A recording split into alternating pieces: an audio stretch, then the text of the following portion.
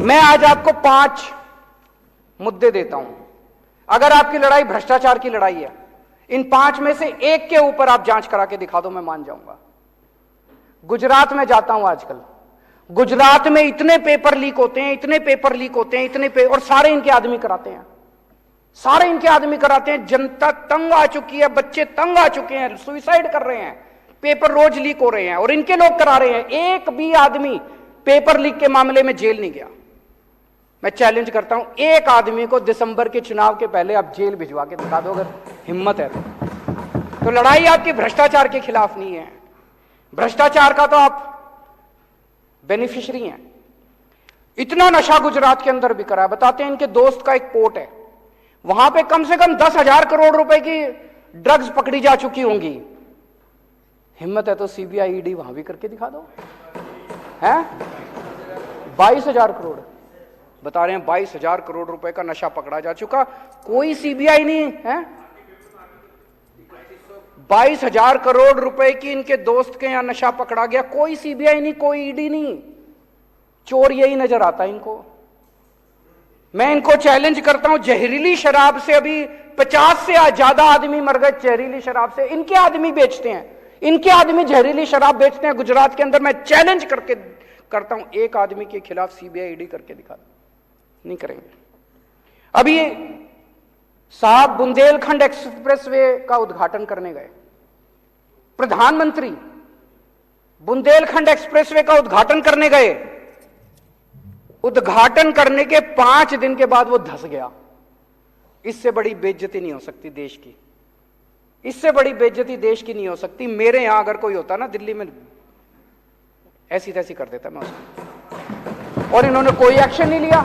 उसके खिलाफ CBI ED नहीं, बता रहे हैं उसको 2 और 4 ठेके और दे दिए। बड़ा शाबाश, बहुत अच्छा काम किया। उसको 4 ठेके बता रहे हैं और दे दिए। बुंदेलखंड एक्सप्रेसवे धंस गया, उसको उसकी कोई सीबीआई ईडी नहीं है। 10 लाख करोड़ रुपए के कर्जे जिनके माफ करे, 10 लाख करोड़ रुपए के अपने अरबपति दोस्तों के इन्होंने कर्जे माफ कर दिए। उसमें कई लोगों ने बीजेपी को चेक में डोनेशन दे रखी है। इससे बड़ा सबूत रिश्वत का हो सकता है? भाई तुमने उससे डोनेशन ली और डोनेशन लेके उसके कर्जे माफ कर दिए, इससे बड़ा रिश्वत का सबूत क्या होगा? हिम्मत है तो जरा सीबीआई ईडी। 5 केस दे दिए मैंने आज, कहोगे तो और 50 और दे देंगे। तो लड़ाई भ्रष्टाचार की नहीं है, लड़ाई स्वार्थ की है, लड़ाई सत्ता हथियाने की है, जनता को तंग करने की है। आज देश का हर आदमी महंगाई से बड़ा परेशान है। 2014 में डीजल का दाम था 54 रुपए, अब हो गया 90 रुपए। पेट्रोल का दाम था 2014 में 60 रुपए, अब हो गया 110 रुपए। सीएनजी 37 रुपए थी, 75 रुपए पहुंच गई। एलपीजी 410 रुपए की थी, 1053 रुपए का एक सिलेंडर हो गया। वनस्पति ऑयल 70 रुपए का था, 170 रुपए हो गया। और नमक 7 रुपए का था, 15 रुपए हो गया। हर चीज के दाम बढ़ गए, डबल ट्रिपल हो गए। एक आम आदमी बेचारा, तनख्वाह बढ़ी नहीं है, घर कैसे चलाए? चलाए तो कैसे चलाए वो? ये जितनी जीएसटी, ये जितना महंगाई हो रही है, इतना जीएसटी लगा दिया इन लोगों ने, ये सारा पैसा कहां जा रहा है? ये सारा पैसा 2 चीजों में जा रहा है। एक अपने अरबपति दोस्तों के कर्जे माफ करते हैं, और दूसरे ये एमएलए खरीदते हैं। इन 2 चीजों में जा रहा है। महाराष्ट्र की सरकार गिरानी थी तो छाछ पे जीएसटी लगा दी, दही पे जीएसटी लगा दी, शहद पे जीएसटी लगा दी, गेहूं पे जीएसटी लगा दी, चावल पे जीएसटी लगा दी। अगर अपने एक दोस्त का कर्जा माफ करना होता है, पेट्रोल के दाम बढ़ा देते हैं। दूसरे के दोस्त का कर्जा माफ करना होता है, डीजल के दाम बढ़ा देते हैं। अगर गोवा की सरकार गिरानी होती है, यहां पे जीएसटी बढ़ा देते हैं।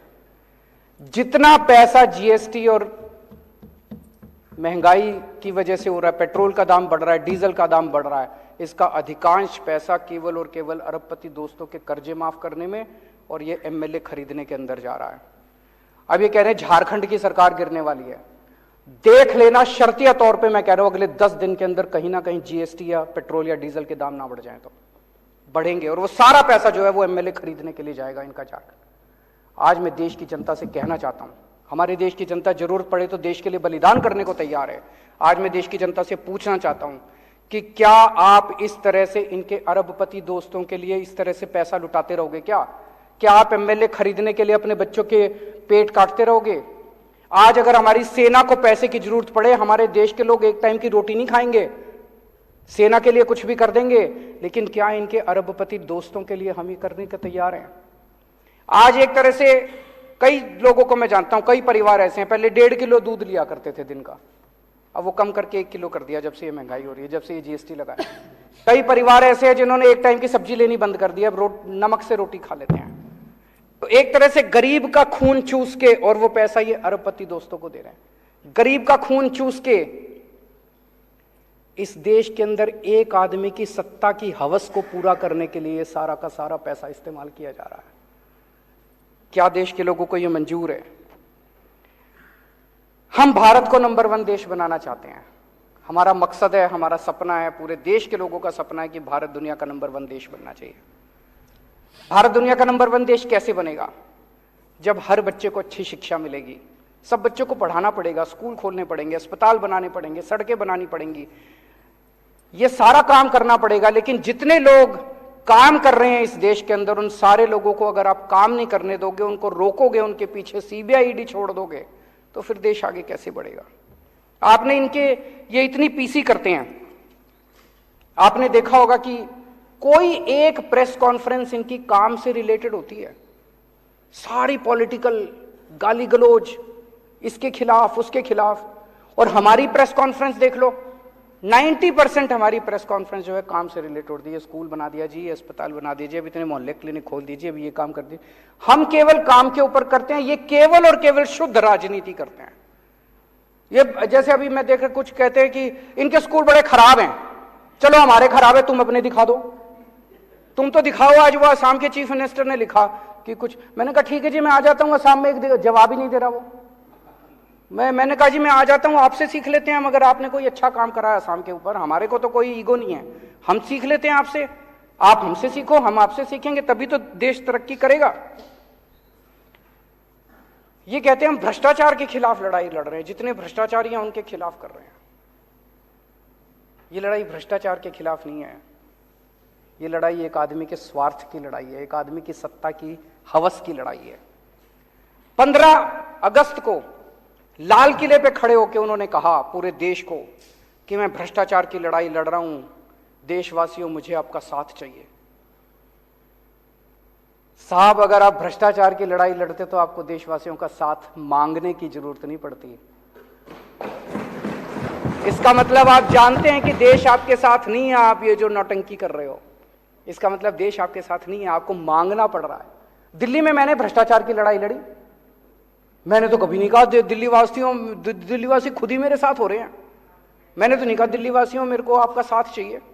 अभी कोई कल बता रहा था, एक ऑफिस में बैठा था, सरकारी ऑफिस में दिल्ली में, हमारा कोई वॉलंटियर बोला वहां पे अंदर अफसर काफी लेट कर रहा था, 1 घंटे से बिठा रखा था, तो वो आपस में बात कर रहे थे, 2-4 लोग बैठे थे, कहते इसको पता नहीं है अफसर को, अभी केजरीवाल को मैंने ट्वीट कर दिया ना, इसकी नाक में दम कर देगा। जनता को भरोसा है, हमें साथ मांगने की जरूरत नहीं पड़ रही। पंजाब के अंदर अभी हमने जिस तरह से भ्रष्टाचार के खिलाफ वार छेड़ा हुआ है, भगवंत मान ने तो कभी नहीं कहा मेरे को आपका साथ चाहिए। आपको पता है आपके साथ देश की जनता नहीं है, इस गंदगी में देश की जनता देख रही है कि आप भ्रष्टाचार के खिलाफ लड़ाई नहीं लड़ रहे, आप अपने स्वार्थ की लड़ाई लड़ रहे हैं, आप अपनी सत्ता की हवस की लड़ाई लड़ रहे हैं।